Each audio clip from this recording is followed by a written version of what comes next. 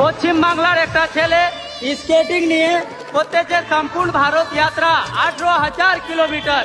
নমস্কার সবাইকে, কেমন আছে বাংলার মানুষ? ভালো তো বন্ধুরা? আমার নাম শম্ভু, আমি পশ্চিমবঙ্গ জেলা উত্তর দিনাজপুর, বাড়ি রায়গঞ্জ শহর থেকে একটু দূরে তাহেরপুরে আমার বাড়ি। সেই জায়গা থেকে করতেছি এই যে স্কেটিং নিয়ে সম্পূর্ণ ভারতের যাত্রা, টোটাল 18,000 কিলোমিটার আমি কমপ্লিট করে ফেলেছি। 10,500 কিলোমিটার, 10,000 কিলোমিটারে আমি 9টা জ্যোতির্লিঙ্গ কমপ্লিট করে ফেলেছি। 9টা জ্যোতির্লিঙ্গ কোনটা কোনটা জানো? কেদারনাথ, কাশী বিশ্বনাথ, সোমনাথ, নাগেশ্বর, মহাকালেশ্বর, ওমকালেশ্বর, কৃষ্ণেশ্বর, ত্র্যম্বকেশ্বর, ভীমাশঙ্কর।